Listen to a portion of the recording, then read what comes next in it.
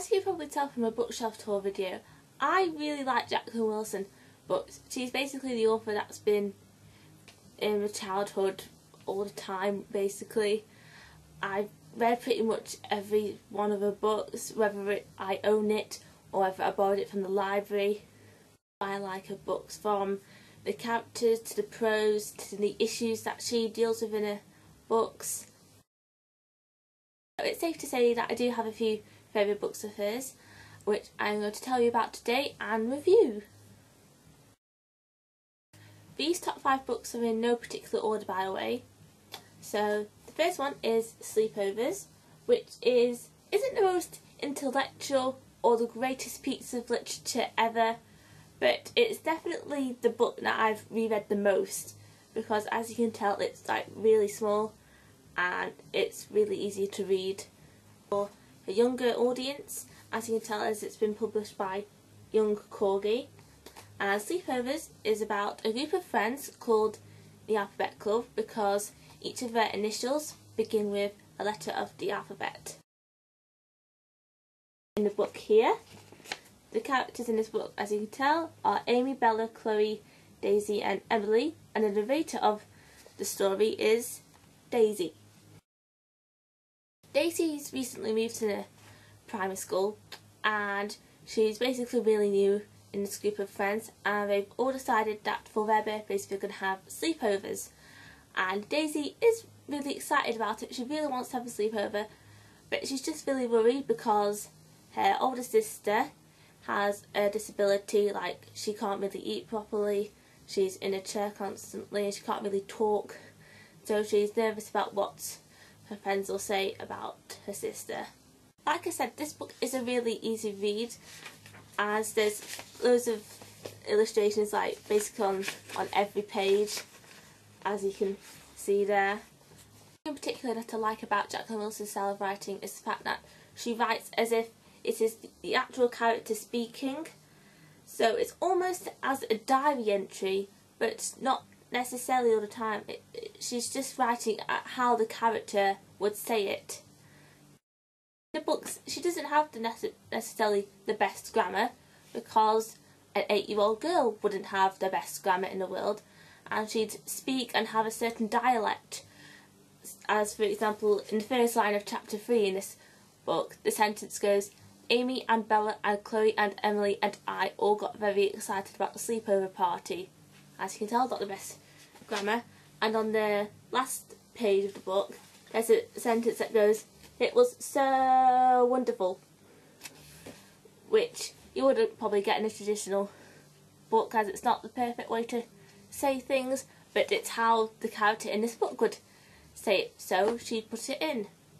Really like this book, and I do find it quite nostalgic, considering the fact that in the front I've got a sticker that says this book belongs to Gary Scorst. You know when you forget that you have eye makeup on and you rub your eye? Yeah, just had that. My next favourite book is Lola Rose. Older readers, well, a lot older than the target audience for this book is anyway. But basically, Lola Rose is about Janie, and she lives with her mum and a little brother, Kenny, and they do live with her dad, but he is quite abusive and frightening. And then one day her mum wins the lottery. They win a huge sum of money, so they decide to go off into the night and move down to London and spend their winnings and just move away from the frightening prospect of facing their father. And because they're moving away from the dad, they need to have new identities and stuff, so Janie chooses the grown-up glamorous name of Lola Rose. So they move down to London and they pretty much start a new life, and their mum buys them loads of treats with the lottery money. They get loads of sweets and ice creams and stuff, and they get to go on the London Eye and to the London Aquarium. But then Lola Rose's mum gets breast cancer, and then she has to start acting a lot more grown up than she feels like. As you can probably tell from the description of the book I just gave you, this book does deal with a lot of issues such as facing your fears, growing up, and the fear of your mum getting terminally ill, I suppose, and trying to be protective and care for your sibling. This edition of the book was published in 2007, which came along with this nice new cover and an introduction by the author, whereas she explains why she decided to write this book in the first place, really. She says, "I'd wondered about writing a book where a mum gets cancer, but I'd always worried that it might be too upsetting. Several lovely girls have written to me in the past saying how scared they were when their mums were diagnosed with cancer. One girl wrote, 'Promise me my mum will get better.' I long to be able to do this, but you can't promise in this sort of situation. I just said I'd very, very much hoped she would get better, and told her truthfully that 2 dear friends of mine have had breast cancer and made complete recoveries. Then a mother undergoing treatment for cancer wrote to me asking if I'd ever thought of writing about it. She told me the effect it was having on her 2 daughters and said they longed for a book that dealt with this subject. So I met them and we talked things over and I'd said I'd do my best." Yeah, really excellent book. The book is The Dustbin Baby, which is got about the same age as All the Roses, but it's a lot smaller book. The Dustbin Baby tells the story of April, who was born on April 1st, hence the name April, and she was dumped in a dustbin behind a pizza place as a baby. And she decides, after having an argument with her foster mum, to go in search of where she came from. The book all takes place in one day, and it's just a series of flashbacks, really, of April's life and her being passed to and forth from care homes and foster parents and care homes and more foster parents, is to find her mum, to see if she can find her, because she really hopes that because it's a birthday she'll remember that she does have a daughter and go back to the place where she dumped her, really, and find her. She was born on April 1st, April Fool's Day, when her life hasn't been much of a joke, really. But this book is rather emotive and you can really empathise with the character and her situation.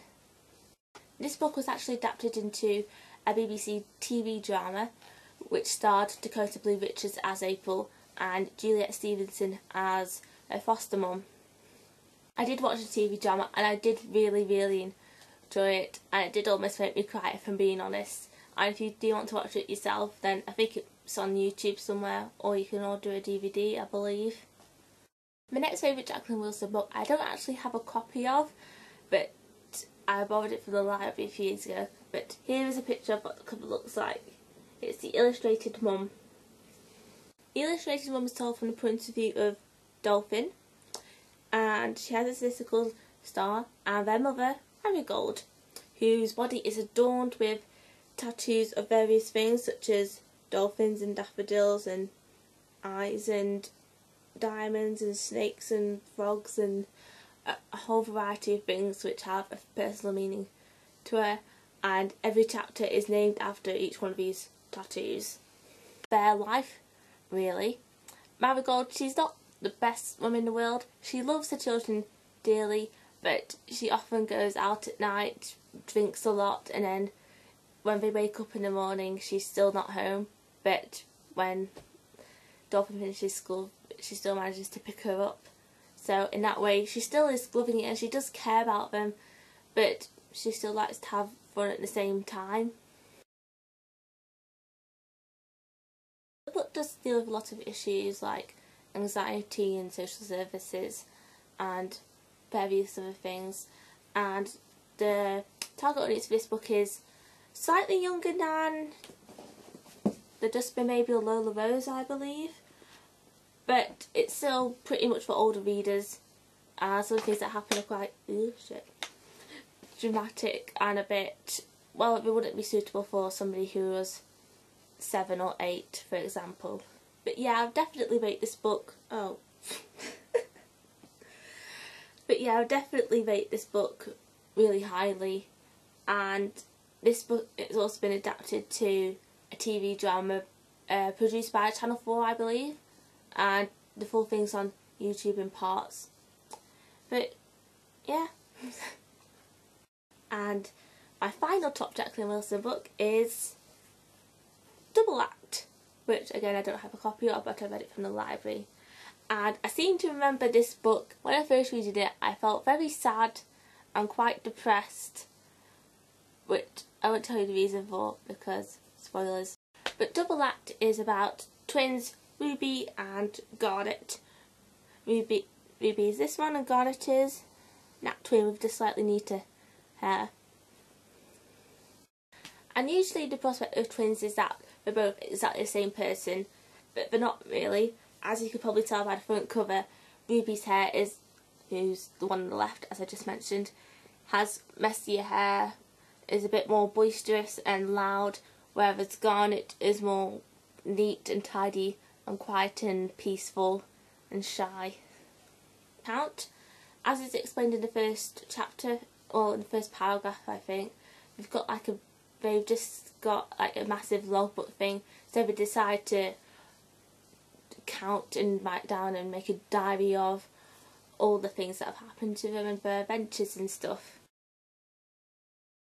And the prose is written by actually there's two different twins as well, and you can tell because Ruby's writing is the straight, proper, normal text, whereas Garnet's is the italicised text. Twins being two separate things. I mean people. There's actually two illustrators on this book as well. Instead of it just being nicked out like it usually is for all of Jacqueline Wilson's books, there's actually Sue Gleave who does Garnet's drawings. And you can tell as Sue Gleave's style of drawing is quite different and more sketchy and original compared to Nick Sharrett's drawing. Previously mentioned, the book, it just basically kind of tells the story of her life and their adventures and stuff, but one kind of significant thing that happens is that they decide to go to a boarding school, so they have to take entrance exams and stuff, and it's the idea of, oh, will both twins get through, or will one of them get through, and which one will it be and stuff. That kind of tension between them kind of has an impact on their relationship as sisters. This is a little annual thing called The World of Jacqueline Wilson, which I think it's exclusive to W.H. Smith, well it was anyway, and it's got like loads of little quotes and stuff. I'll explain more about this later, but anyway, this kind of illustrates the point of that they wanted that Ruby and Garnet, they planned to like stay together for the whole of their lives. Well, Garnet did at least. And it also shows some of Sue Gleave's drawings, so you can kind of tell the difference between Nick Sharrett's style of illustration and Sue Gleave's.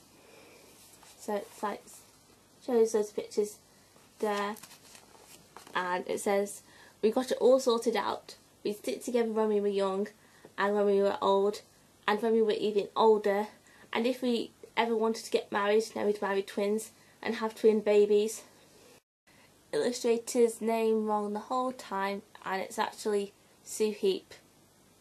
Oops. Okay, I'll be honest with myself, that review of Double Act was a bit all over the place and stuff, but yeah, it's a really good book. I did really, really enjoy it.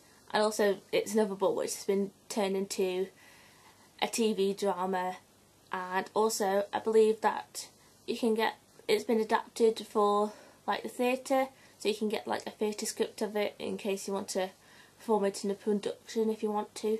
But yeah, I do really love Jacqueline Wilson's work. I think she's really kind of underappreciated and underrated as an author. She is in some of like best-selling lists and stuff, but she's not in it like as much as I would want to, or as much as she gets credit for her writing. Children's Laureate from 2005 to 2007, and her books are like the most borrowed books by children from libraries every year, pretty much. Also, there were so many great elements to a book which culminate together to create really fantastic works of fiction, like the prose, the way it's written as if the character was actually saying it, the issues that she deals with, like divorce and relationships and parents arguing and domestic abuse and sibling rivalry. This is going slightly off topic, but I suppose I should explain this little book thing. Basically, it's a load of chapters really about different themes in Jacqueline Wilson books.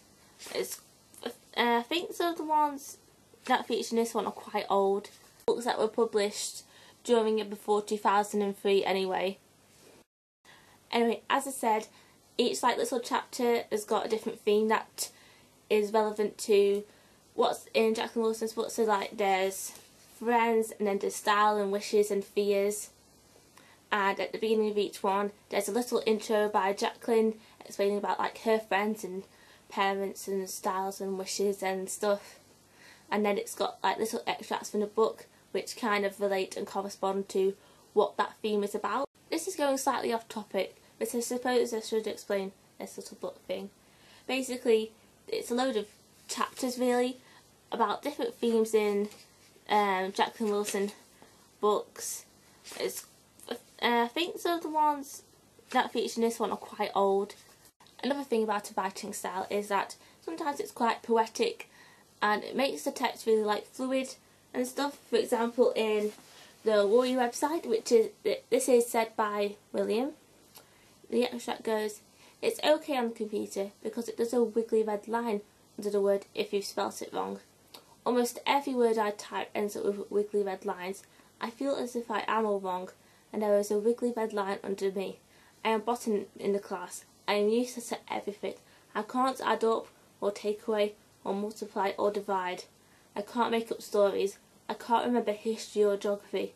I can't do IT. I can't draw." Going even more off topic of what this whole video is about, but also at the end of each chapter there's a little bit where you can say about your own friends and your own fears and stuff. And there's a chapter called Style, and I put for my style, I think I wrote this one as about 6 or 7, but I said that my style was trendy and cool.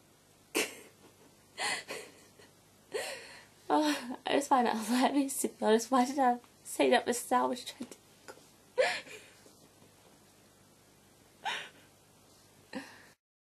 Video kind of went off into a bit of a tangent then, but I hope you enjoyed it. And yeah, use Jacqueline Wilson if you want to, of course, but yeah, read it, it's good.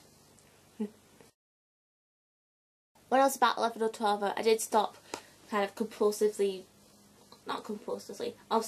reading her books, as I thought I was getting a bit too old for them. Maybe if she releases another book which is kind of in between ages, books which are similar to these ones, for example, or even this. Although some of the more recent books are a bit more for older readers. So maybe if I have enough money, I'll buy them and read them. Anyway, I hope you enjoyed that video. Bye!